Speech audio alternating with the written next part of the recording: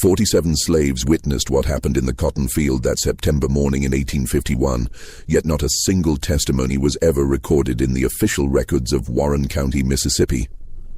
What they saw beneath the merciless sun would be whispered about in slave quarters for generations, passed down in coded spirituals and hushed warnings, always ending the same way.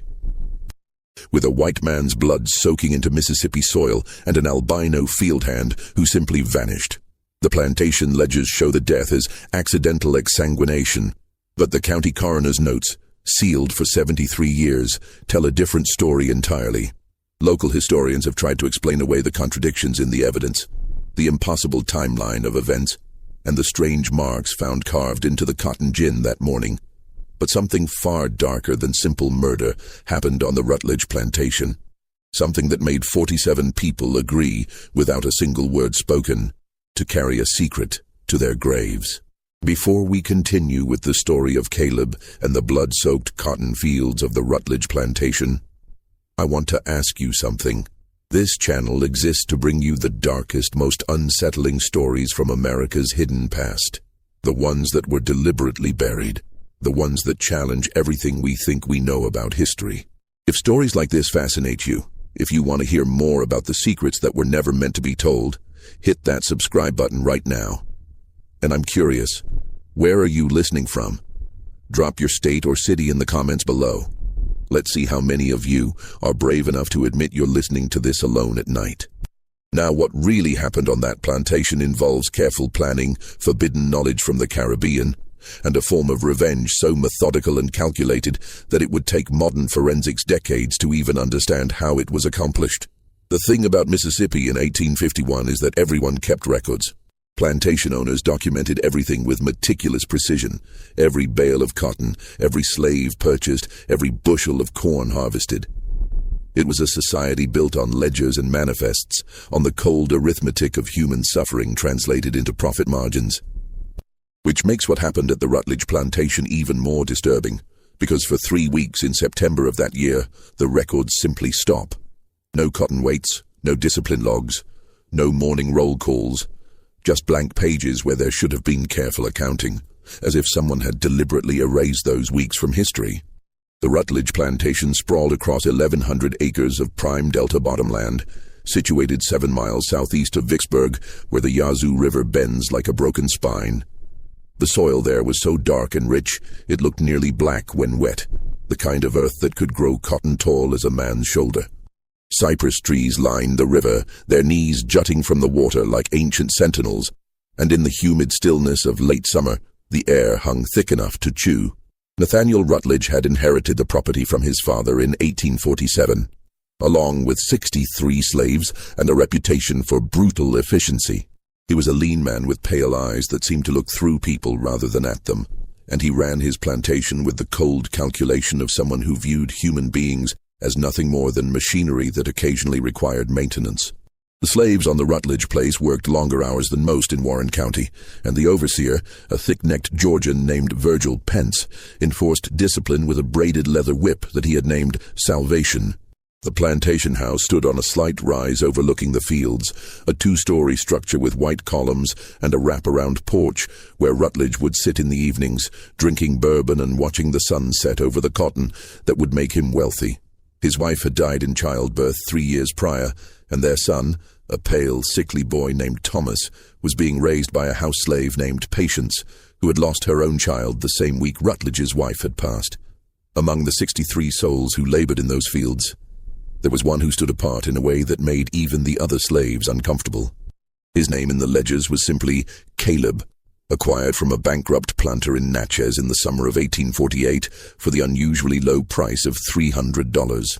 The reason for the discount was immediately apparent.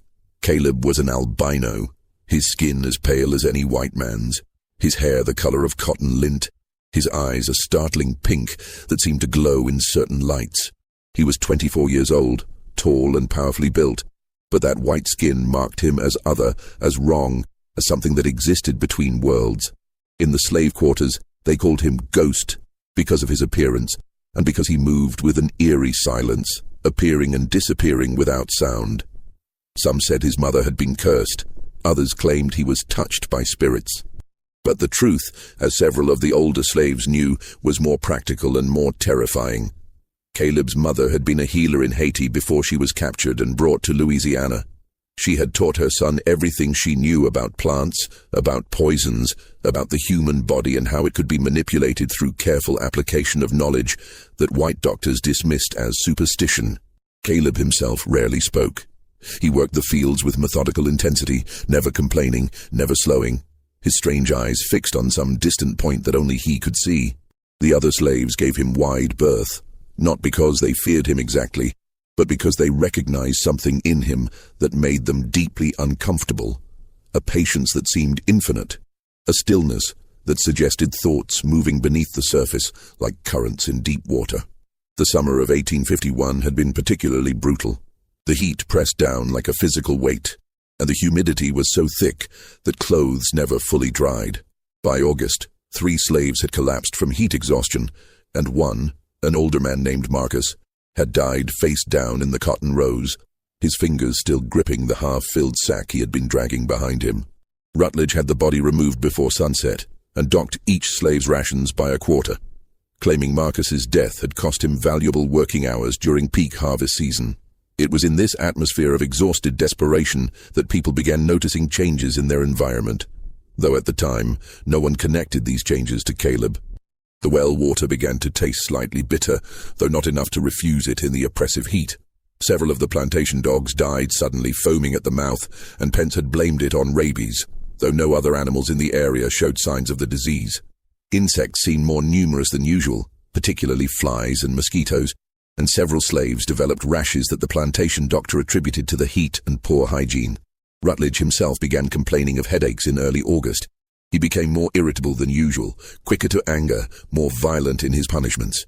Patience, who brought his meals, noticed he was eating less, that his hands sometimes shook when he lifted his bourbon glass, that he would sit on the porch for hours staring at nothing. She mentioned this to old Isaiah, one of the field hands who had been on the plantation longer than anyone else, and Isaiah had said something that chilled her. Master's being prepared. Someone's getting him ready. Caleb had been working the section of field closest to the house that summer, close enough to observe Rutledge's routines, close enough to note when the master took his meals, when he drank his bourbon, when he visited the necessary house behind the main building. Several slaves later reported that Caleb had been collecting things, certain plants from the woods, bark from specific trees, roots that he would dry in the sun and grind into powder. When asked what he was doing, he would simply say he was making medicine for his joints, which ached from the labor. But Isaiah knew better. His grandmother had been from the islands, and she had taught him to recognize the signs of someone practicing what she had called slow work, the careful, methodical application of natural substances that could alter a person's body chemistry over time, weakening them, making them susceptible to conditions that would appear natural to any doctor who examined them. Isaac remembered his grandmother saying that the best poisons were the ones that killed so slowly the victim never suspected they were being poisoned. That left the body in a state that mimicked natural disease. On the night of September 7th, a field hand named Samuel claimed he had followed Caleb into the woods beyond the cotton fields. He said he had watched from behind a sweet gum tree as Caleb had knelt beside the creek and carefully washed his hands and forearms with a mixture that smelled sharp and medicinal.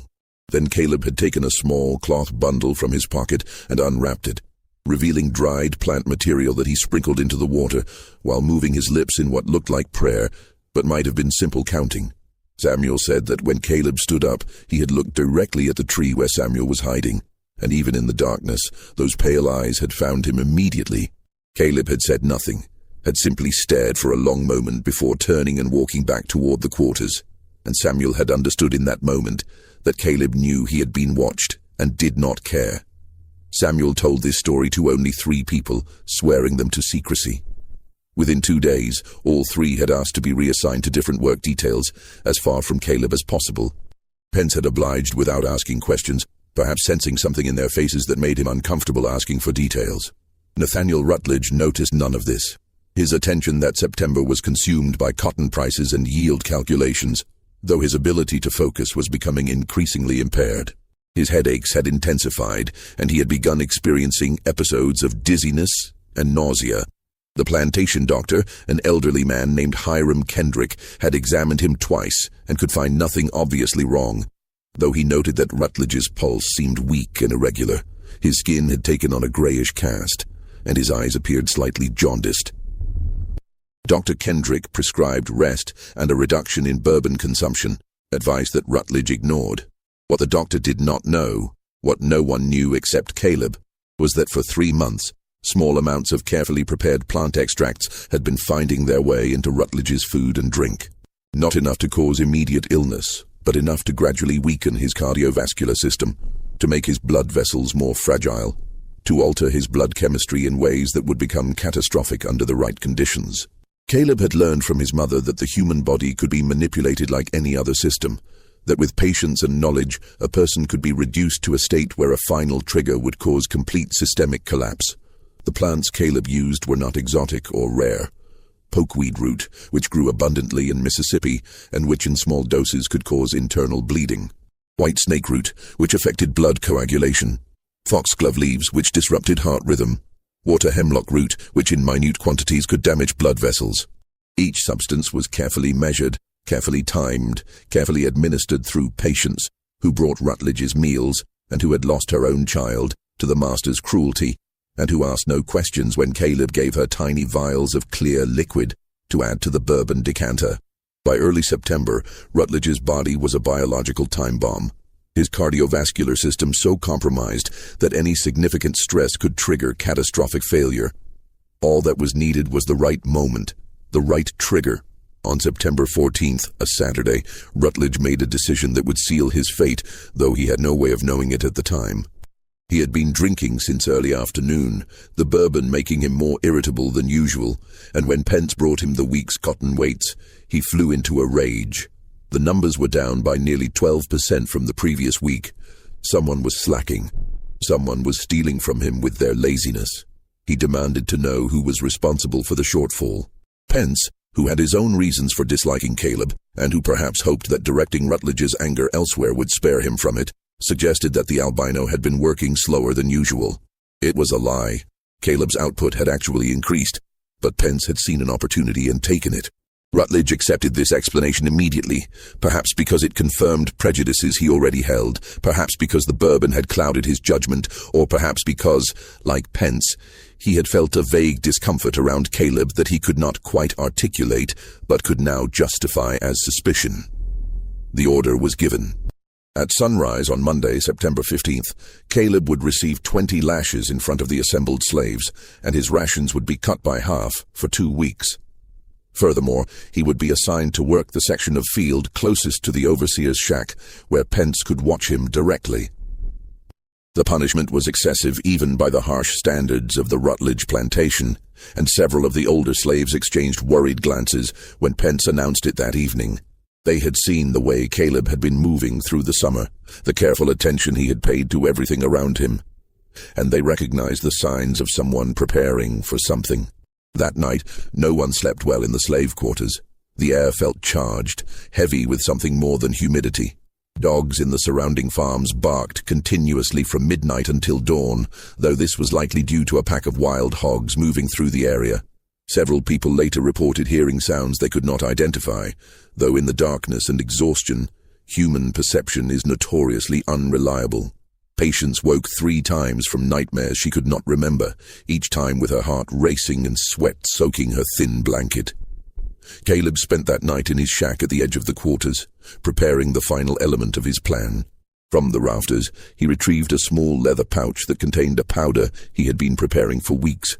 A concentrated mixture of plants that, when inhaled or absorbed through mucous membranes, would cause rapid vasodilation and catastrophic blood pressure collapse. The powder was extremely fine, almost like dust, and could be easily concealed and deployed. His mother had taught him how to make it, had warned him it was dangerous even to handle, had told him it should only be used as a last resort, because once deployed, the results were irreversible and unmistakable to anyone who knew what to look for.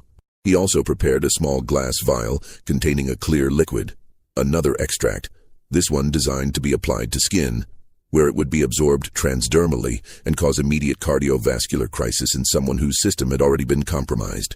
The combination of months of slow poisoning followed by these two final agents would create a medical emergency so severe and so rapid that death would be inevitable, and the symptoms would mimic a natural hemorrhagic event that doctors of the era would have no way to properly diagnose or treat.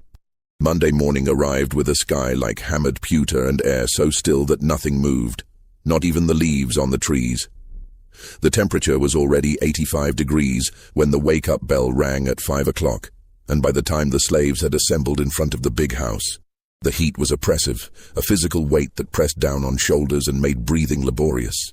Rutledge emerged onto his porch at 6 o'clock sharp, dressed in a white linen suit despite the early hour. He carried his bourbon glass even though it was barely dawn, and his eyes were bloodshot from the previous night's drinking. His hands shook slightly as he set the glass down on the porch railing, and his skin had a greyish undertone that suggested his body was already in distress. Pence stood beside him, the whip called Salvation coiled in his thick hands.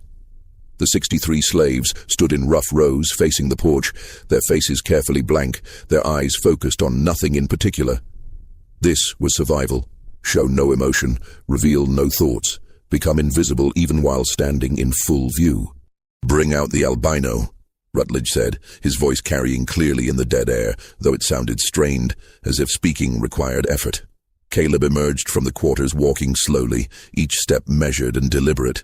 He was shirtless, his pale torso almost luminous in the growing light, and there were marks on his arms, deliberate scars that he had given himself over the years, each one representing a person he had lost to slavery's cruelty, each one a reminder of why he was doing what he was doing. His pink eyes were fixed on Rutledge with an intensity that made several slaves look away. He moved with purpose, like someone approaching the culmination of long planning. He stopped 10 feet from the porch and stood perfectly still, his hands loose at his sides, his breathing slow and regular. In his right hand, concealed against his palm, was the small leather pouch containing the powder. In his left hand, hidden against his wrist, was the tiny glass vial. He had practiced this moment in his mind 1,000 times, had planned every movement, had calculated every risk. Pence moved toward him with the whip, but something made the overseer pause. Later, he would tell the county sheriff that he had felt uneasy, that something about Caleb's stillness had been unnerving, though he could not articulate why. But Rutledge was watching, and pride pushed Pence forward. "Strip him to the waist and tie him to the post," Rutledge ordered, though Caleb was already shirtless. 2 slaves, men who had known Caleb for 3 years but had never felt comfortable around him, approached cautiously. They took his arms to lead him to the whipping post, a thick timber sunk deep into the earth specifically for this purpose. But as they grasped his arms, Caleb suddenly twisted, breaking their grip with surprising strength, and before anyone could react, he had moved forward, closing the distance to Rutledge in 3 quick steps. "You will not touch me," Caleb said, his voice low but carrying clearly. "Not with that whip. Not ever again." Rutledge's face went pale, then flushed red with rage. He descended the porch steps, moving toward Caleb with his fists clenched, his judgment impaired by bourbon and mounting fury. "You dare refuse me? You dare speak to me like that?" This was exactly what Caleb had been waiting for. Rutledge close enough to touch, his blood pressure already elevated by anger, his compromised cardiovascular system pushed to its limits by rage and alcohol. As Rutledge reached for him, Caleb made 2 movements so quick that most witnesses would later disagree on exactly what they had seen. First, he crushed the leather pouch in his right hand, releasing the fine powder directly into Rutledge's face. The master inhaled reflexively, gasping in shock and anger, drawing the powder deep into his lungs where it would be rapidly absorbed into his bloodstream. Second, as Rutledge staggered back, coughing and sputtering, Caleb's left hand shot out and made contact with Rutledge's chest just above his heart. The touch lasted less than a second, but it was long enough for the liquid from the broken vial, which Caleb had crushed against his own palm, to transfer to Rutledge's skin through his thin linen shirt. The effect was not instantaneous, but it was rapid. The powder inhaled into Rutledge's lungs caused immediate severe vasodilation, dropping his blood pressure catastrophically. The liquid absorbed through his chest caused his already compromised heart to begin beating irregularly, too fast and then too slow, unable to maintain adequate circulation. And his blood vessels, weakened by months of slow poisoning, began to rupture internally. Rutledge froze, His hands went to his chest, clutching at the place where Caleb had touched him. His eyes widened with confusion and the first edge of terror.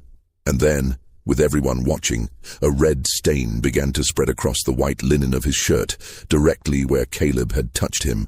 But there was no external wound.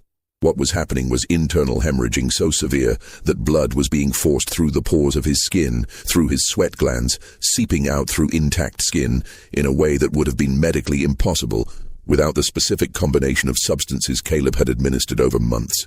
Blood began running from Rutledge's nose, from his ears, from the corners of his eyes. His mouth filled with blood as internal bleeding in his lungs made him cough up dark, thick streams of it. Rutledge staggered backward, his hands clutching at his chest, his eyes wide with confusion and dawning horror. He tried to speak, but blood came from his mouth instead of words, thick and dark, running over his chin and down his neck. He looked at Caleb with an expression that mixed incomprehension with terror, and Caleb looked back with eyes that held something that might have been satisfaction, might have been vindication, might have been simple acknowledgement that a long-planned action had finally been executed. "Walk to the field," Caleb said quietly, his voice steady. "Walk to the center of your cotton, where you have built your wealth on our bodies. Walk there and know what you have done." And remarkably, impossibly, Rutledge turned and began walking toward the cotton fields. Medical science would later suggest that he was in shock, that his brain was starved of oxygen, that he was acting on some final autonomic impulse. But in that moment, it looked as if he was obeying Caleb's command, as if the albino slave had somehow taken control of the dying man's final moments. Rutledge's movements were stiff, mechanical, and blood continued to flow from his chest, from his mouth, from his nose and ears, soaking his white suit until it was entirely red. He left a trail of crimson drops in the dust, each one marking his path, each one soaking into the earth he had worked slaves to exhaustion to cultivate. Pence stood paralyzed, his mouth working soundlessly. The assembled slaves watched in silence, and though many of them hated Rutledge with an intensity that had sustained them through years of brutality, what they saw in that moment was something beyond simple murder. It was execution, methodical and planned, carried out by someone who had spent months preparing, who had used knowledge most of them did not possess, who had turned the master's own body into a weapon against itself. Rutledge reached the edge of the cotton field and pushed between the rows, the tall plants swallowing him from view. But the slaves could track his progress by the swaying of the cotton tops, by the wet sounds that carried across the still morning air, by the crows that suddenly erupted from the field in a black cloud, cawing their alarm to the indifferent sky. Caleb stood motionless, watching Rutledge disappear into the cotton. His hands hung at his sides, stained red from the broken vial and from where Rutledge's blood had splattered onto him. His breathing was even, controlled, and his face showed no emotion at all. He had planned this moment for 3 years, from the day he had been purchased and had recognized in Rutledge the same cruelty he had seen in his previous owners, the same casual violence, the same absolute conviction that human beings could be owned and used and discarded. 10 minutes passed. 15. The sun cleared the horizon, turning the sky from grey to pale blue, and the heat built with an intensity that felt personal, vindictive. No one moved. No one spoke. They waited, though for what? None of them could have said with certainty. They were waiting to see if Rutledge would emerge from the field. They were waiting to see what Caleb would do next. They were waiting for reality to reassert itself and make sense of what they had witnessed. Finally, the swaying cotton fell still. The wet sounds ceased. A silence descended that felt absolute, as if the world had stopped breathing. Caleb turned to face the assembled slaves. He looked at each of them in turn, his pale eyes moving from face to face, and then he spoke clearly enough for everyone to hear. He died from his own cruelty, from years of bad living, bad drinking, bad choices. His body gave out because he drove it as hard as he drove us. The doctor will find nothing that points to anything except natural causes. A hemorrhagic event, a stroke, a heart failure, something his body was always going to do eventually. I simply made sure it happened today, in front of all of you, so you would know that monsters are not invincible. They are just men, and men can die. Then Caleb walked to the quarters, gathered his few possessions, and disappeared into the woods before Pence recovered enough presence of mind to try to stop him. By the time the overseer organized any response, Caleb was gone, and he would never be found despite extensive searches. The immediate aftermath was chaos constrained by terror. Pence, who had finally regained the ability to move, wanted to run into the field immediately to check on Rutledge.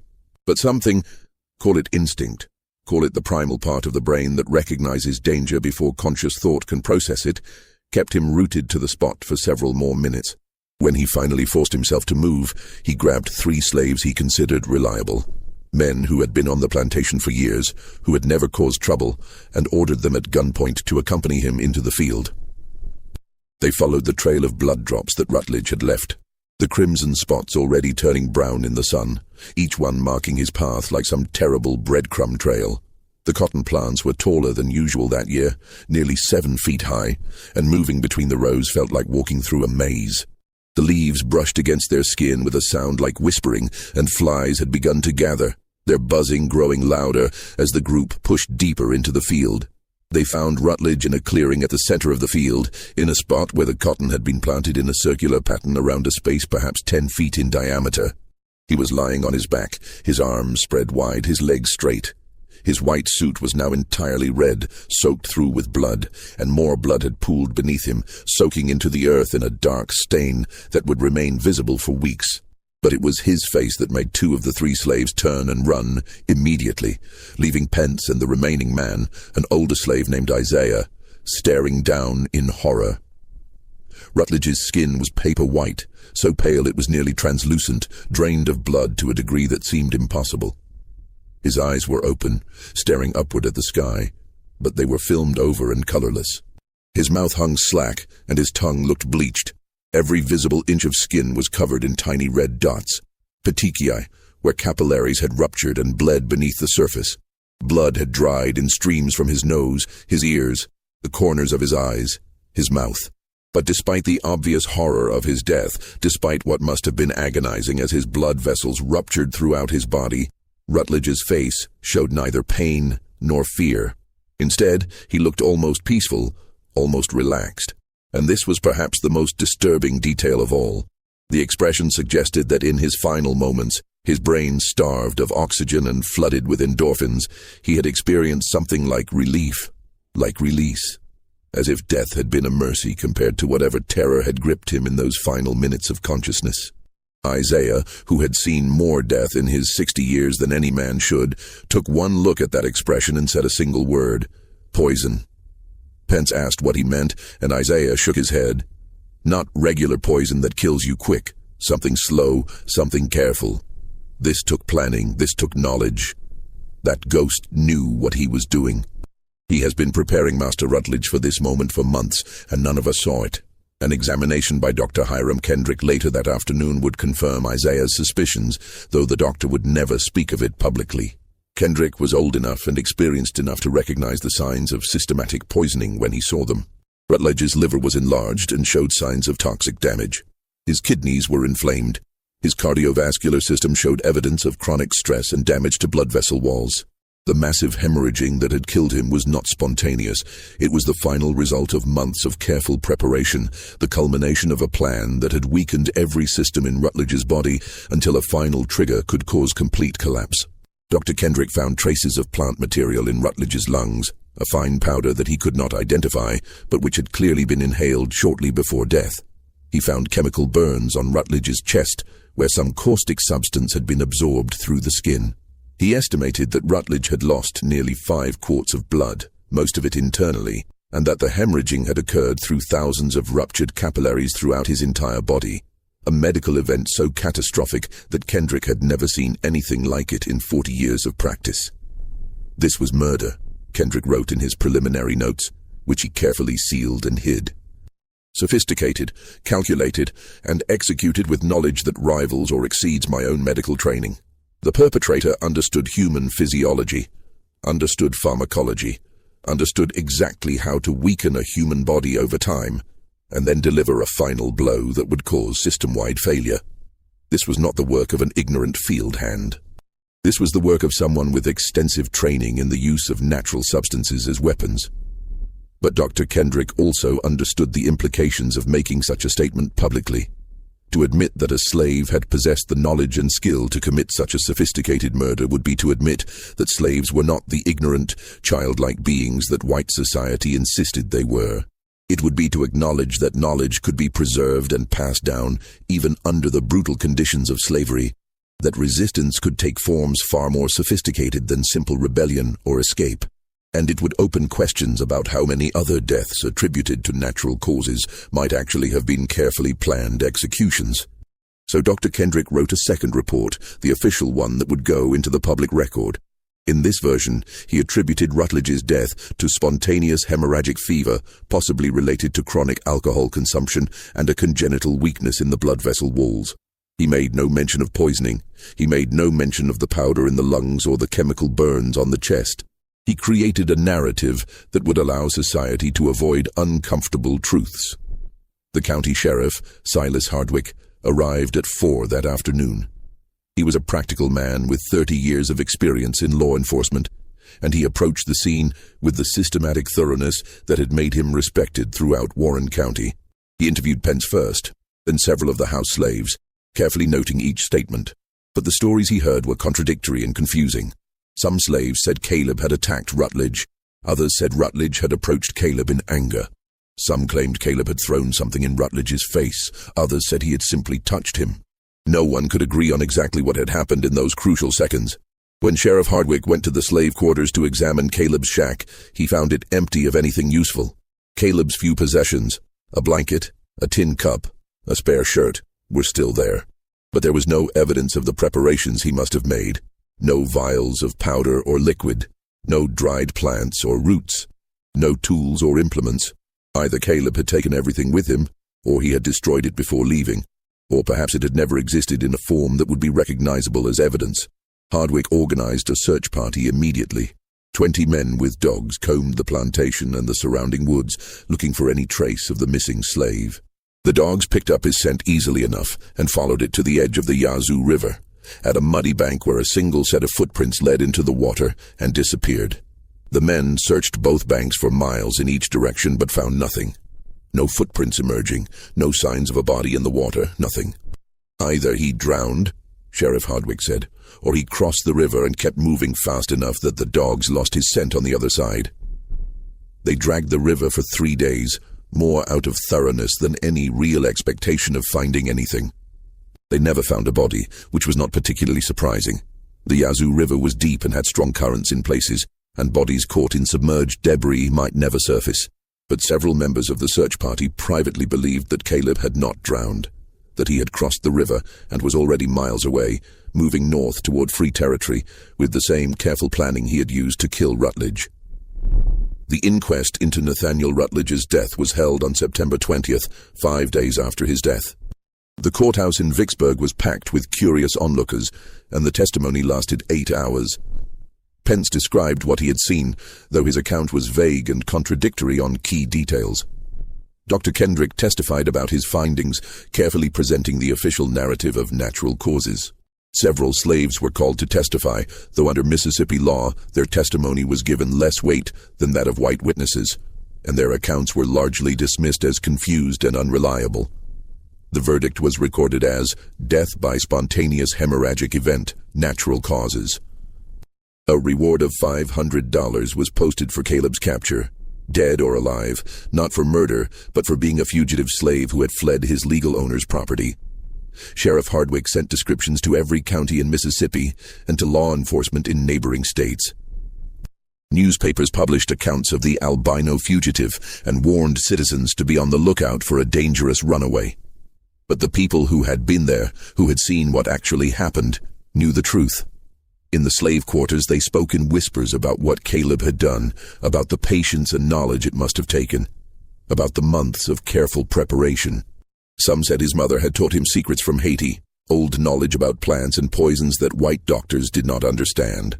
Others claimed he had learned from other slaves who had been healers in Africa before they were captured. A few insisted he had taught himself, had experimented and studied and learned through careful observation over years of slavery. Patients, who had unwittingly helped Caleb by adding the substances to Rutledge's food and drink, told the others something that chilled them.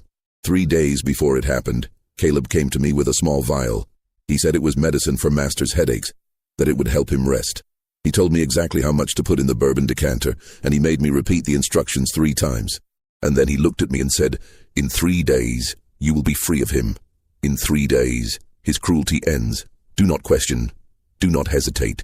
Just do as I have asked." I thought he meant Master would sell us or die of natural causes. I did not understand what he was really planning until it was too late to stop it.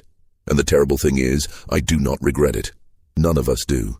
Young Thomas Rutledge never fully recovered from that morning.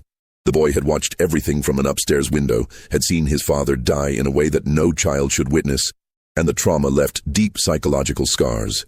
He stopped speaking for nearly a year, and when he finally began talking again, he would sometimes wake screaming from nightmares about the white ghost who made father bleed. Doctors examined him and found nothing physically wrong, but the boy had retreated into some interior space where normal childhood could not reach him.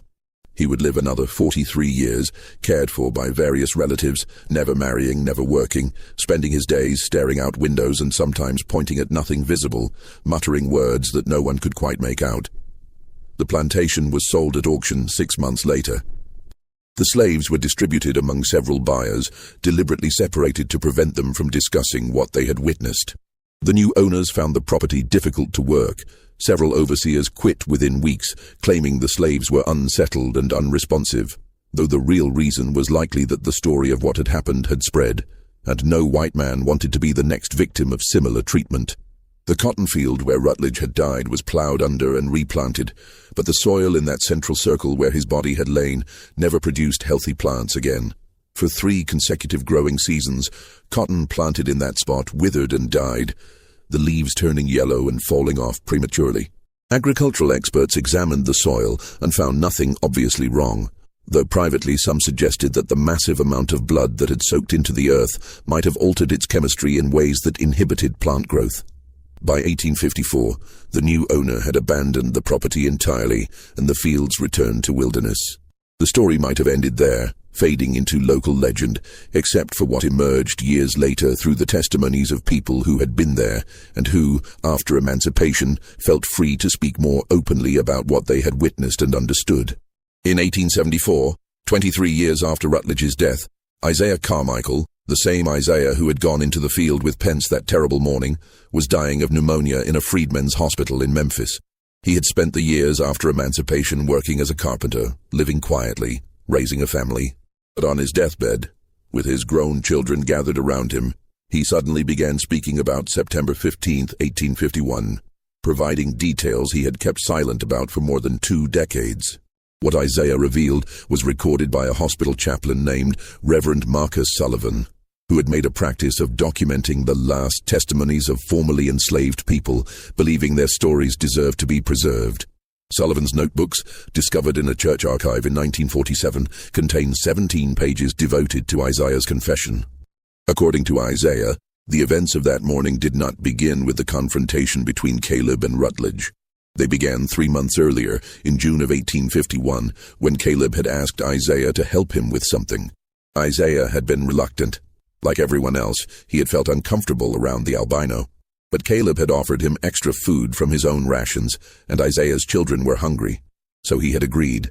Caleb had led him into the woods at midnight on the night of the summer solstice, though the significance of that particular night was likely more psychological than practical. Caleb understood that creating an atmosphere of ritual and secrecy would ensure Isaiah's silence. There, in a clearing beside the creek, Isaiah had watched, as Caleb had shown him various plants growing wild in the Mississippi woods. He knew every plant by name, Isaiah said on his deathbed, his voice barely above a whisper. Not the names white folks used, but old names, names from the islands and from Africa. He showed me pokeweed and told me how the root could be dried and ground into powder that would cause bleeding inside the body if taken in small amounts over time. He showed me white snake root and explained how it poisoned the milk of cows that ate it, and how that same poison could be extracted and used to thin a man's blood until it would not clot properly. He showed me foxglove and described how it could make a heartbeat irregular, could weaken it over months until it was ready to fail. He showed me water hemlock and demonstrated how to prepare the root so it would damage blood vessels without killing immediately. Isaiah said that Caleb had been collecting these plants since his arrival at the plantation 3 years earlier, learning the landscape, identifying the species he needed, waiting for the right opportunity. He told me he had done this before, Isaiah said. He told me his mother had taught him because she knew that as an albino, he would always be treated worse than other slaves, would always be considered strange and threatening, would always be the first one blamed when things went wrong. She taught him how to protect himself, how to strike back when necessary, how to use knowledge as a weapon when physical strength was not enough. Over the next 3 months, Isaiah said, Caleb had prepared his substances carefully. He had dried and ground the plant materials, had tested them on rats and stray dogs to determine proper dosages, had created mixtures that would be tasteless and colorless when added to food or drink. He had convinced patients to help him by telling her that the substances were medicine that would make Rutledge less cruel, would calm his rages, would make life easier for all of them. Patients had believed him because she wanted to believe him, because the alternative was to continue living under Rutledge's brutal authority. Caleb told me the key was patience, Isaiah said, his breathing growing more labored. He said most poisons kill too quickly, make it obvious that murder has occurred. But if you weaken a man slowly, over months, making him sick in ways that look like natural illness, then when the final moment comes, when you deliver the substance that causes his weakened body to collapse entirely, it looks like he simply died of bad health. He told me he had learned this watching white doctors, watching how they treated diseases, understanding that the human body was just a system like any other system, and systems could be manipulated if you understood their mechanisms. The final substances that Caleb had used on the morning of September 15th had been the culmination of months of preparation. The powder he had thrown in Rutledge's face was a concentrated mixture designed to be inhaled, to enter the bloodstream through the lungs and cause rapid vasodilation, the sudden expansion of blood vessels that would drop blood pressure catastrophically in someone whose cardiovascular system had already been compromised. The liquid he had applied to Rutledge's chest was an extract that could be absorbed through skin, especially thin skin like that covering the chest, and that would cause the heart to beat erratically, failing to pump blood effectively. He told me the hemorrhaging would be spectacular, Isaiah said. He said Rutledge's body was so weakened that when these final substances took effect, blood vessels throughout his body would rupture. He said it would look impossible, would look like something supernatural. But it was just chemistry and biology. He said it was justice rendered in the only form available to someone with no legal recourse, no rights, no protection under law. He said it was mathematics, balancing an equation where one man's life and freedom had been stolen, so another man's life would be taken in return. Isaiah died 3 hours after finishing his account, and Reverend Sullivan sealed the testimony in an envelope marked, "Not to be opened before 1900. His reasoning, recorded in a separate letter, was that publishing such an account, while racial tensions remained high, could endanger freed black communities by reinforcing white fears about the knowledge that enslaved people possessed. Better to wait, he reasoned, until time had created enough distance for the story to be examined rationally and historically, rather than emotionally. But Isaiah's testimony was not the only evidence that surfaced in the years following Rutledge's death. In 1881, a historian named Margaret Chambers was researching plantation records for a book about the antebellum South when she discovered something unusual in the Natchez courthouse archives. Among the slave sale records from 1848, she found the receipt for Caleb's purchase, the transaction where Rutledge had acquired him for the unusually low price of $300. The selling planter's name was René Toussaint, and the notation beside Caleb's name read, "Albino male, age 21. Strong constitution, unsuitable for house service due to disturbing appearance. Warning. Previous owner deceased under suspicious circumstances. Recommend sale outside Louisiana territory. Additional note. Claims mother was healer from Saint-Domingue. Medical examination shows knowledge of plants and herbs. Purchaser assumes all risk." Margaret Chambers tracked down additional records related to Toussaint's plantation. She discovered that the previous owner mentioned in the warning was a man named Jacques Beauregard, who had died in March of 1848 from what the death certificate described as spontaneous hemorrhaging from all mucous membranes and vital organs. 3 slaves from that plantation had been sold immediately after Beauregard's death, and one of them was Caleb. When Chambers tried to trace Caleb's history before Beauregard, she found the records became increasingly sparse and contradictory, likely because slaves were often deliberately misidentified or had their records falsified to hide problematic histories. One bill of sale listed his birthplace as Haiti. Another claimed he had been born in New Orleans. A third insisted he had been purchased from a slave trader in Mobile. The conflicting information made it impossible to construct a coherent timeline, and Chambers began to suspect the records had been deliberately obscured by slave traders who knew they were dealing with a dangerous individual but wanted to make sales anyway. What she did find was a pattern. In every location where Caleb had been enslaved, she found reports of an owner or overseer dying under unusual circumstances. A plantation in Louisiana where the master was found dead in a tobacco barn, his body drained of blood from massive internal hemorrhaging. A farm in Alabama where the overseer's body was discovered in a field, bloodless and pale as marble. A cotton gin in Georgia where the owner had collapsed and died while disciplining a slave, blood pouring from his eyes and ears. In each case, an albino slave had been present on the property. In each case, that slave had vanished or been sold shortly after the death. And in each case, local authorities had written off the deaths as natural causes, accidents, or the result of tropical diseases. No one wanted to believe that a slave, especially one as obviously marked as an albino, could possess the knowledge and planning ability to commit such sophisticated murders. Margaret Chambers never published her findings. Her notes, discovered after her death in 1903, suggest she had become convinced that she was tracing not a series of unrelated coincidences, but rather a single individual moving through the South, changing owners when necessary, settling accounts with those who treated him most cruelly, using knowledge passed down from his mother to survive and occasionally to strike back. But the implications of such a theory were too disturbing for the time period, and she had sealed her research with instructions that it not be made public until 1950. "If I am right," she wrote in her private journal, "then Caleb represents something that white society has always feared but never wanted to acknowledge. That enslaved people possess intelligence, knowledge and agency equal to or exceeding that of their oppressors. That they remember everything done to them. That they pass down knowledge across generations. That they are capable of sophisticated long-term planning. That they can use the tools of science and medicine as effectively as any trained physician. And that when pushed beyond endurance, they can deliver justice in forms that white legal systems would never recognize as valid, but which are nonetheless devastatingly effective." Meanwhile, reports of Caleb's survival and movements continued to surface sporadically over the years following his disappearance. In 1856, a riverboat captain on the Ohio River reported giving passage to an albino man who claimed to be a freed slave heading to Canada. The captain noted in his log that the man had paid in gold coins and that his hands were covered in scars that looked like deliberate patterns, possibly self-inflicted as a form of identification or record-keeping. "He was the politest passenger I ever carried," the captain wrote, "but there was something in his manner that suggested he had seen and done things that would haunt most men forever. He spoke little, but watched everything, and I had the distinct impression he was cataloguing every detail of the journey, as if committing it to memory for some future use."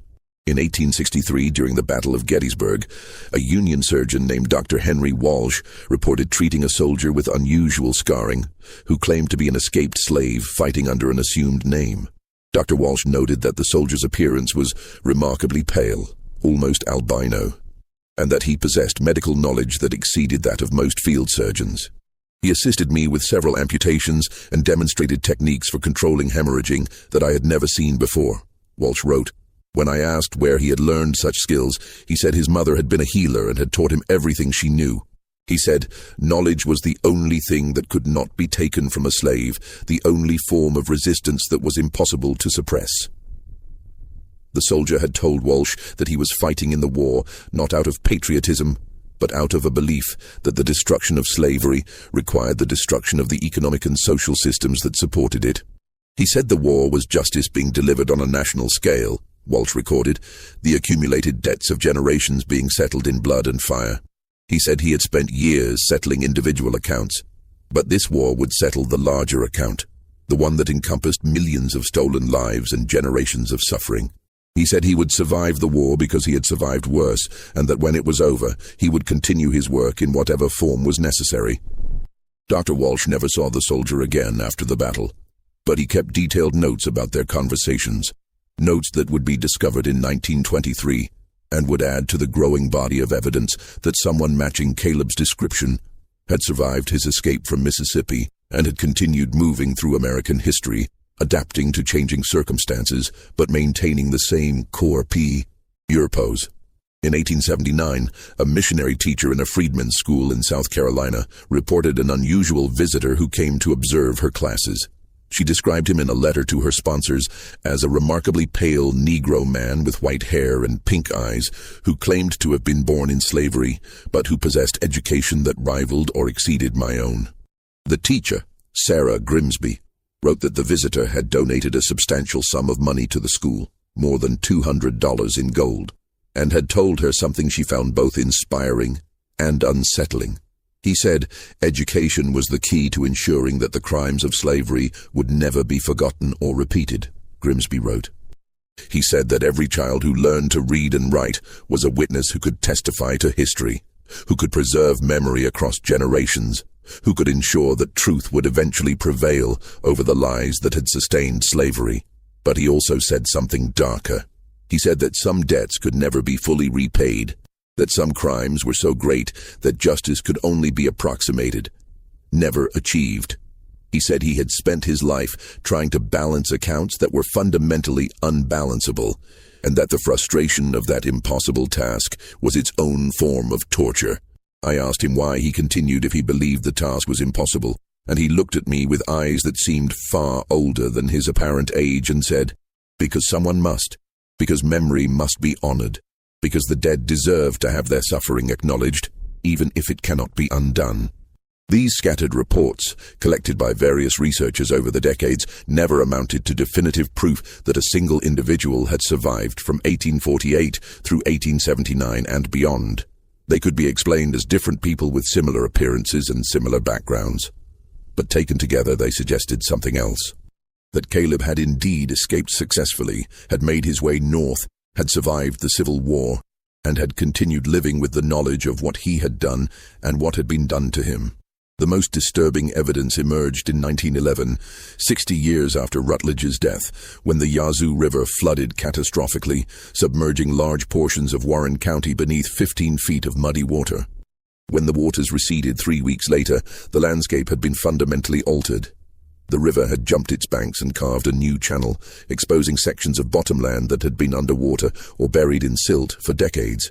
Among the debris and mud left behind, workers cleaning up near the site of the old Rutledge plantation made a discovery that would restart the investigation into events from 60 years earlier.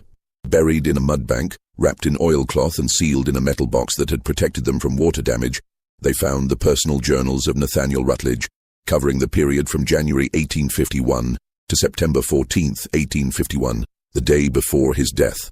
The journals were turned over to the County Historical Society, where they sat for 3 years before anyone read them carefully.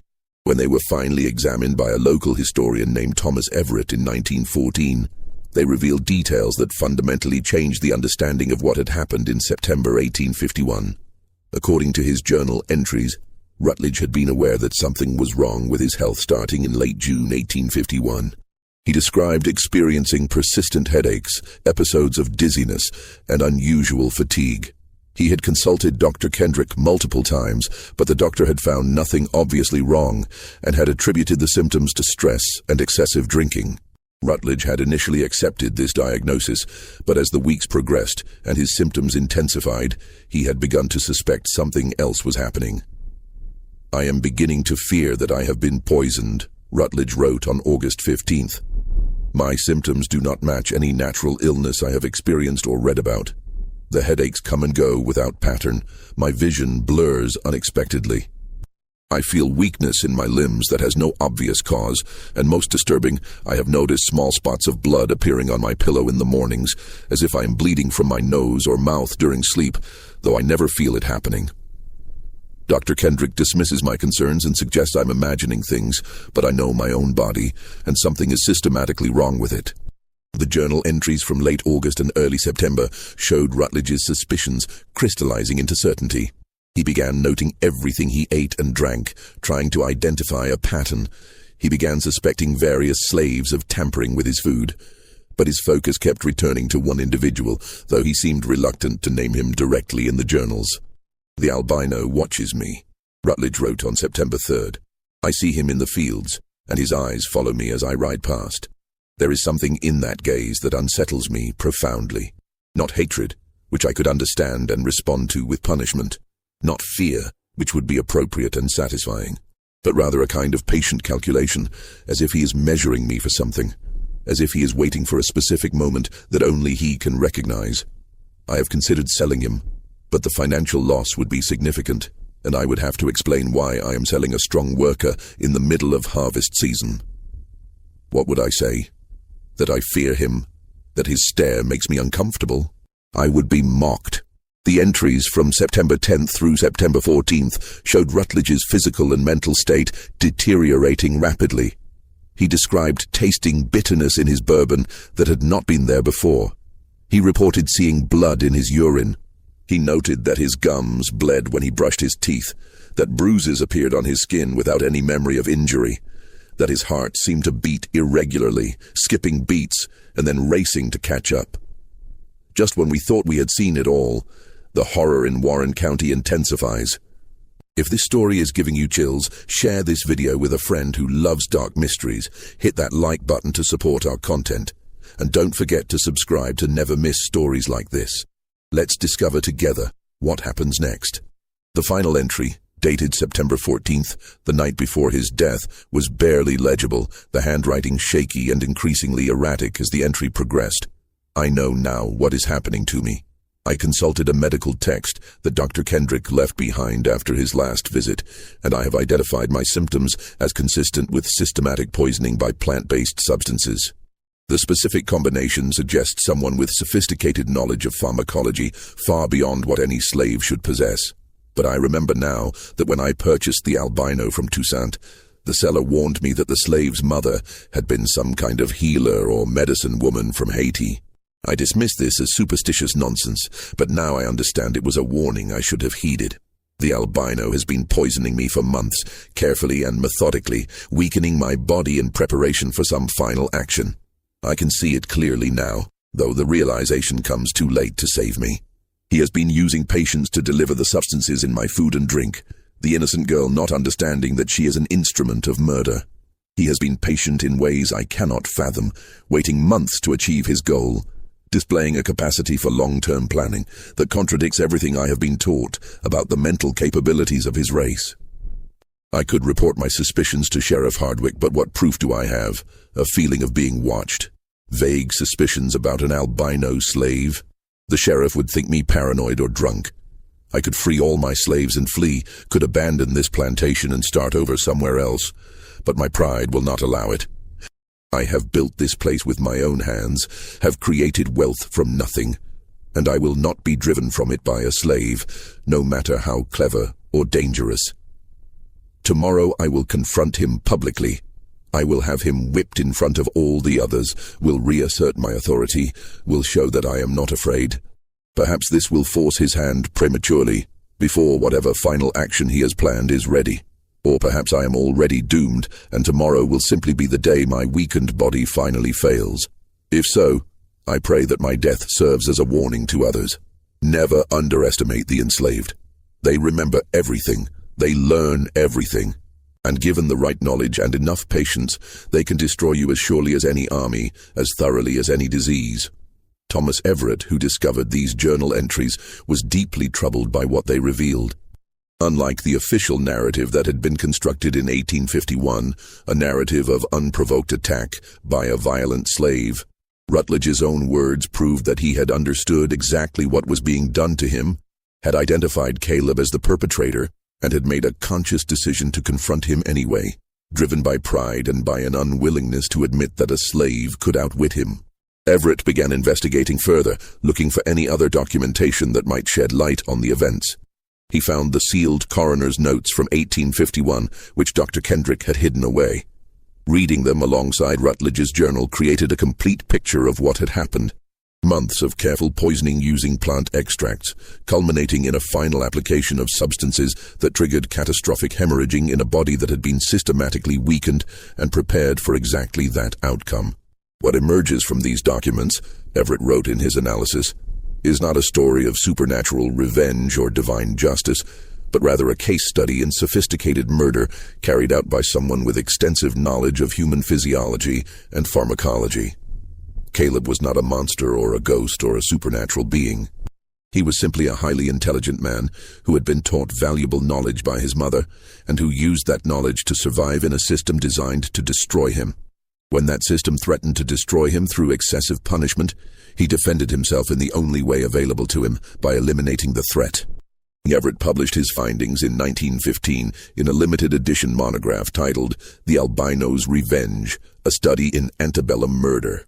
The book sold poorly and was largely dismissed by mainstream historians as sensationalistic, though medical professionals who read it recognize the accuracy of Everett's analysis of the poisoning methodology. The book caught the attention of several researchers interested in the ways enslaved people had resisted their bondage, and it contributed to a growing understanding that resistance took many forms, not all of them dramatic or immediately visible.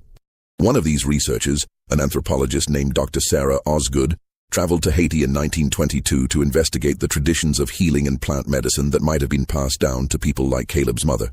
There she interviewed several traditional healers who confirmed that such knowledge had indeed existed and had been carefully preserved even after the Middle Passage. The healers I spoke with described extensive pharmacological knowledge that had been developed over centuries in Africa and refined in the Caribbean. Dr. Osgood wrote in her field notes, "They could identify hundreds of plants by sight and knew their properties. Which ones could heal, which ones could kill, which ones could be used in combination to achieve specific effects. This knowledge was considered sacred and was typically passed only from parent to child, or from master to apprentice within secret societies. The fact that an enslaved woman would teach such knowledge to her son suggests she understood he would need every possible advantage to survive." Dr. Osgood's research confirmed that the substances Caleb had used were all native to Mississippi, or could have been found growing wild in the region. Pokeweed, white snake root, foxglove, and water hemlock were all common plants that knowledgeable people understood could be dangerous if used improperly, or effectively if used with intent. The sophistication lay not in using exotic or rare substances, but in understanding dosages, timing, and combinations that would achieve the desired effect without being immediately obvious. What Caleb accomplished required extensive knowledge, careful observation, meticulous planning, and extraordinary patience, Dr. Osgood concluded. It also required a willingness to accept that he might die in the attempt, that his plan might be discovered, that he might face torture and execution if caught. The fact that he succeeded, that he escaped, and that he apparently survived for decades afterward, suggests a level of intelligence, courage, and determination that should force us to reconsider every assumption we have made about the capabilities and agency of enslaved people. The final piece of the puzzle emerged in the most unexpected way, through a source that initially seemed questionable, but which ultimately provided crucial confirmation of the entire narrative. In 1947, 96 years after Rutledge's death, a package arrived at the Warren County Historical Society, postmarked from Toronto, Canada. It had been mailed anonymously and contained a handwritten letter, along with a small leather-bound journal. The letter was brief and written in careful, educated handwriting. "I am sending you the personal journal of a man who called himself Caleb, though that was not his birth name. I found this journal among my grandfather's possessions after his death last year. My grandfather was a conductor on the Underground Railroad and helped many escaped slaves reach Canada in the years before and during the Civil War. Caleb was one of those he helped, and they remained friends until my grandfather's death in 1893. Caleb gave him this journal shortly before Caleb's own death in 1895, asking that it be preserved and eventually made public once enough time had passed that the truth could be told without endangering anyone. I believe enough time has now passed. The people described in these pages are long dead. The system they represented has been destroyed. But the story deserves to be known, both as a testament to one man's resistance and as a warning about what human beings become capable of when pushed to extremes. The journal itself was remarkable. Written in a neat, precise hand, it covered Caleb's life from approximately 1845 through 1893. Though it was not a daily diary, but rather a series of reflective entries written at various points over nearly 50 years.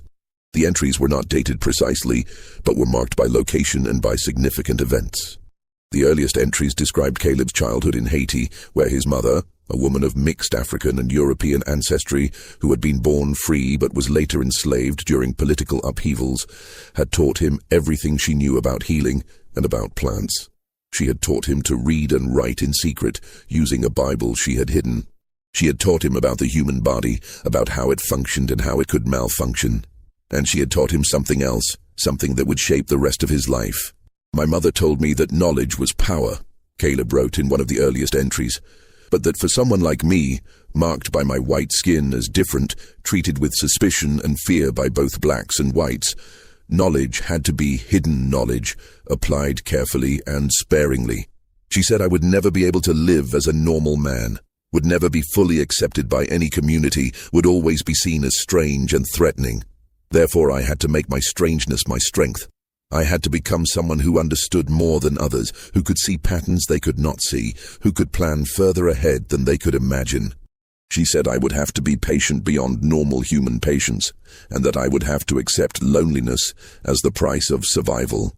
The journal described Caleb's mother's death when he was 17, killed by an overseer who had tried to force himself on her and whom she had poisoned in self-defense. Caleb had been sold shortly afterward, beginning a series of transactions that would take him from Haiti to Louisiana to Alabama to Mississippi, a progression marked by violence and by Caleb's growing willingness to use his knowledge as a weapon when circumstances became intolerable. "I did not want to become what I have become," Caleb wrote in an entry from approximately 1849. "I wanted to live quietly, to work, to perhaps earn enough to purchase my freedom someday. But I learned that quietness is interpreted as weakness, that submission invites escalating cruelty, that the only thing that makes a master hesitate is fear. Not obvious fear, that would invite immediate retaliation, but subtle fear, the uneasy sense that something is not quite right, that pushing too far might have consequences that cannot be predicted or controlled. I learned to cultivate that subtle fear. I learned to be present without being visible, to watch without being seen, to make small changes that accumulated over time into significant effects. And I learned that when necessary, when a master became too dangerous to be merely feared, he could be eliminated in ways that looked natural and inevitable." And the journal described Rutledge's death in detail, confirming everything that Isaiah and the other witnesses had suspected and that Rutledge's own journal had suggested. Caleb had indeed spent months poisoning his master, using plant extracts carefully administered through patients, whom he had manipulated with promises that the substances would make Rutledge less cruel. The final confrontation had been planned to the smallest detail, timed to occur when Rutledge's body was weakened enough that the final substances would cause immediate and catastrophic failure. "I knew Rutledge would eventually decide to punish me," Caleb wrote. "His type always does. They cannot tolerate the presence of someone they cannot understand or fully control. I made sure his suspicions focused on me at the right time, when my preparations were complete, when his body was ready to collapse. I wanted him to come to me, to initiate the confrontation, so that what followed would appear to be self-defense, or at least provoked by his own actions. And I wanted witnesses, so that what I had done would be remembered, so that other enslaved people would know that resistance was possible, even for those who lacked physical strength or opportunities for escape." The journal described Caleb's escape from Mississippi, traveling at night, moving through swamps and forests, eventually making contact with Underground Railroad conductors who helped him reach free territory. He had arrived in Canada in late 1851, and had spent the next several years working odd jobs, learning more, reading everything he could find about medicine and chemistry and biology, transforming himself from someone who used folk knowledge instinctively into someone who understood the scientific principles behind that knowledge. "I educated myself," Caleb wrote, "not out of love of learning for its own sake, but out of a need to understand what I had done and what I was capable of doing. I needed to know whether I had killed Rutledge through some supernatural power, as some of the other slaves seemed to believe, or through simple application of natural substances that any trained person could use. The answer, I discovered, was the latter. There was nothing supernatural about what I had done. It was chemistry and biology and careful timing. But that knowledge did not comfort me. If anything, it made what I had done more disturbing, because it meant I had become what I had always feared becoming. Someone for whom killing was not a desperate last resort, but rather a technical problem to be solved through planning and knowledge. The journal entries from the 1860s described Caleb's service in the Civil War, fighting under an assumed name, using his medical knowledge to save lives on the battlefield, all while struggling with the contradiction of using skills he had developed to kill his oppressor to now save the lives of soldiers fighting to end oppression. He had been wounded twice, both times recovering faster than doctors expected, and he had mustered out in 1865 with an honorable discharge and a small pension. The later entries, from the 1870s through the early 1890s, described a life of quiet anonymity in Canada, working as an herbalist and occasionally as an informal medical consultant, never advertising his services, but developing a reputation among certain communities as someone who understood illness and healing in ways that conventional doctors did not. He had never married, had formed few close friendships, and had spent much of his time alone, reading, thinking, and trying to come to terms with what he had done and what it had cost him. "I survived," Caleb wrote in one of the final entries, dated approximately 1893, when he would have been in his 60s. "I lived longer than most enslaved people, longer than most free people, certainly longer than Rutledge or any of the other masters I killed. But I cannot say I truly lived in any meaningful sense. I became a ghost long before I was called that name. I hollowed myself out to survive, removed everything soft and vulnerable, transformed myself into an instrument of resistance and revenge. And when the need for that instrument passed, when slavery ended and the system that created me was destroyed, I found I did not know how to be human again. I had forgotten how to feel joy, how to trust, how to hope for anything except survival. The price of my resistance was my humanity, and I do not know if that was a fair trade or simply the only trade available to me." The journal ended with a reflection that was both chilling and profoundly sad. "I am dying now, slowly but inevitably, my body finally failing after years of abuse and stress. I have no regrets about what I did, but I have no satisfaction either. I killed several men who deserved to die, but their deaths did not end slavery or heal the damage it caused. I survived when millions did not, but my survival came at a cost that I'm only now beginning to fully understand. If there is a lesson in my story, it is this: oppression creates monsters on both sides. Rutledge was a monster made by a system that told him he had the right to own human beings. I became a monster made by that same system, shaped by necessity into something that could strike back, but that lost its humanity in the process. The true tragedy is not that either of us died, but that the system that created us both continued for so long, creating so many monsters, destroying so many lives. I pray that future generations will learn from this history, will understand that systems of oppression corrupt everyone they touch, and will choose to build something better." The Historical Society initially debated whether to make Caleb's journal public. The evidence it contained was disturbing and challenged comfortable narratives about slavery and resistance. But ultimately, they decided that the truth, however uncomfortable, deserved to be preserved and shared. The journal was published in 1950, with extensive annotations and historical context provided by a team of historians. It caused considerable controversy, with some scholars praising it as an invaluable primary source that provided unique insight into enslaved people's strategies of resistance, while others questioned its authenticity or argued that it presented an overly sympathetic portrait of a murderer. But forensic analysis of the paper and ink confirmed that the journal had indeed been written over a period of decades in the mid to late 19th century. Handwriting analysis matched samples from other documents that could be reliably attributed to the same individual. And most convincingly, the journal contained details about the Rutledge plantation, about Vicksburg in the 1850s, and about specific events that could only have been known by someone who was actually present. Medical historians who examined the journal were particularly impressed by the level of pharmacological knowledge it demonstrated. Dr. Elizabeth Hartwell, writing in the Journal of Medical History in 1952, noted that the methodologies described in Caleb's journal align perfectly with what we now understand about the toxic properties of the plants he mentioned. His descriptions of dosages, timing, and combinations show sophisticated understanding of pharmacokinetics, how substances are absorbed, distributed, metabolized, and excreted by the human body. This was not folk medicine or superstition. This was applied science, carried out by someone with limited formal education, but exceptional observational skills and analytical intelligence.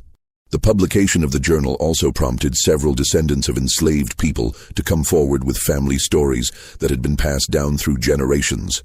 One woman, Marie Dawson, whose great-great-grandmother had been enslaved on a plantation adjacent to the Rutledge property, shared a story that her ancestor had told about the white ghost who made masters afraid.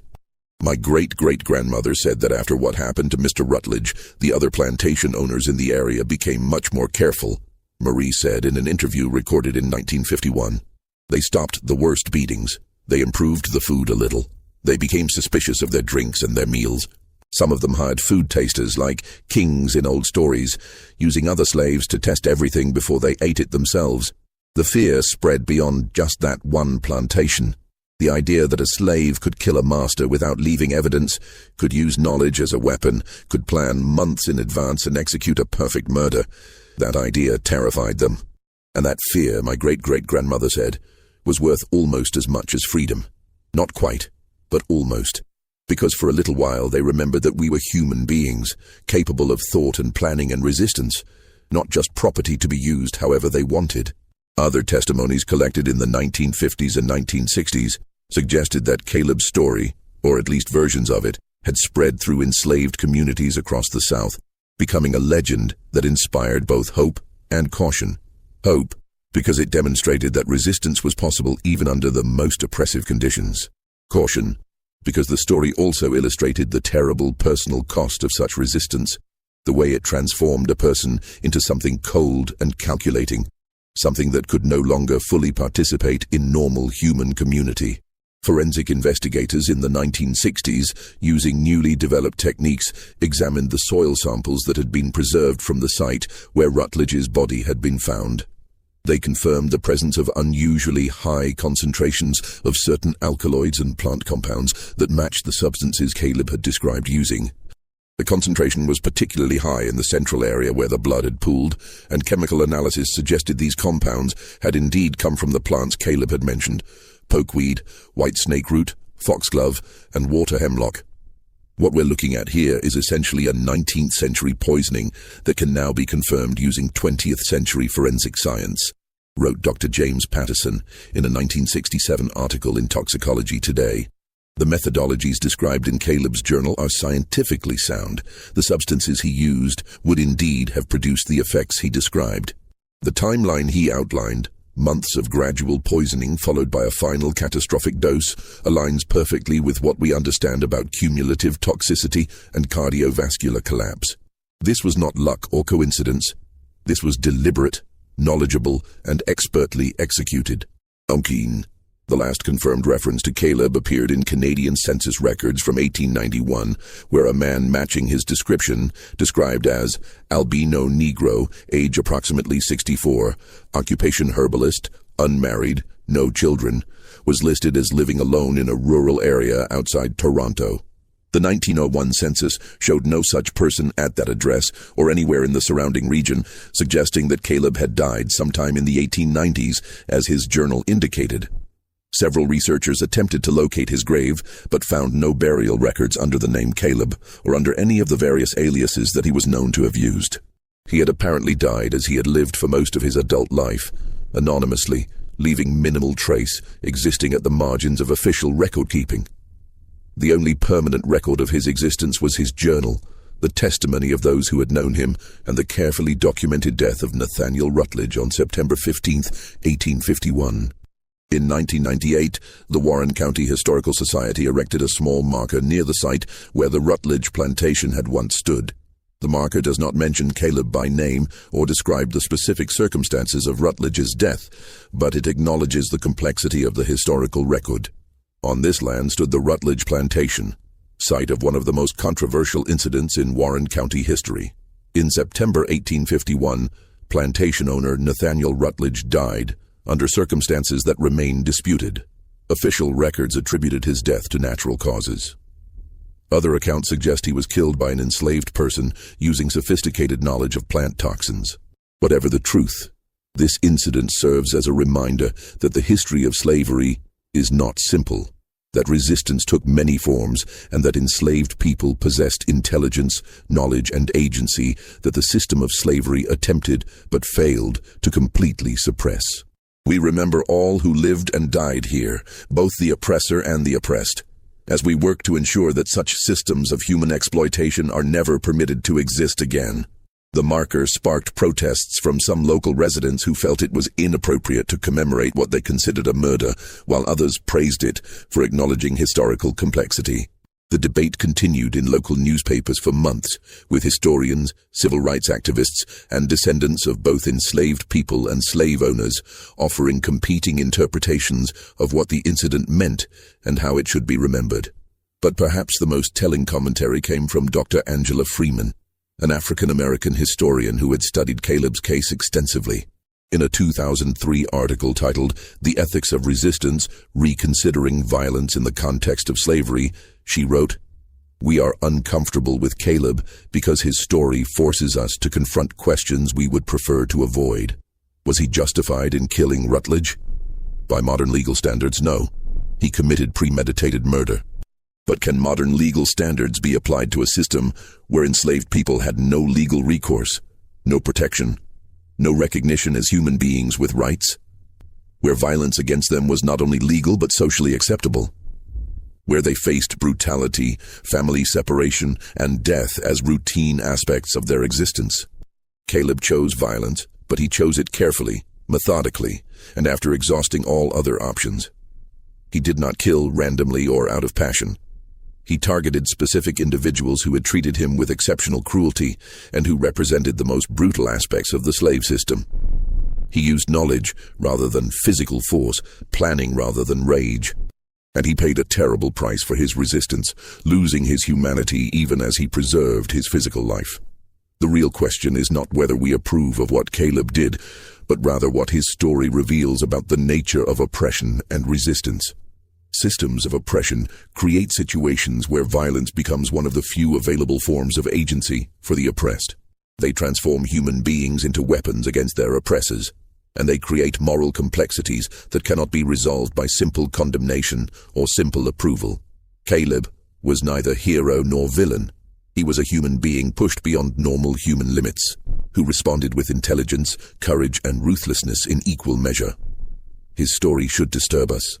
It should make us uncomfortable, and it should make us determined to build societies where such desperate measures are never necessary, where all people have access to legal justice, where knowledge is used for healing rather than for killing, and where no human being is ever pushed so far beyond endurance that they must hollow themselves out to survive.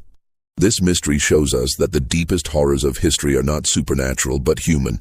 Systems that dehumanize, that push people to extremes, that force them to choose between submission and transformation into something they never wanted to become. It shows us that resistance can take forms we never imagined, carried out by people we might not recognize as heroes, using methods that make us profoundly uncomfortable. And it shows us that the legacies of such systems echo forward through generations, creating moral complexities that cannot be easily resolved or forgotten. What do you think of this story? Do you believe Caleb was justified in what he did? Or do you think his actions crossed a moral line that should never be crossed regardless of circumstances? Was he a freedom fighter using the only weapons available to him? Or a murderer who allowed himself to become as monstrous as his oppressor? Do such impossible moral situations still exist in our world today, where people face choices between submission to cruelty and resistance through violence? Leave your comment below. If you enjoyed this tale and want more horror stories like this, subscribe, hit the notification bell, and share with someone who loves mysteries. See you in the next video. The cotton fields where Nathaniel Rutledge died have long since returned to wilderness, reclaimed by the same nature that provided Caleb with the tools of his resistance. The Yazoo River still flows past the site, carrying water that has witnessed more history than any living person can remember. And somewhere in the soil of that place, molecules that were once part of Nathaniel Rutledge's blood have been absorbed into plants, into trees, into the continuing cycle of life and death and transformation. The people who witnessed that September morning in 1851 are all long dead, but their descendants still live in Mississippi and across the country, carrying forward stories that were whispered in slave quarters and passed down through generations. And in those stories, Caleb remains, not as a ghost or a supernatural being, but as something perhaps more unsettling.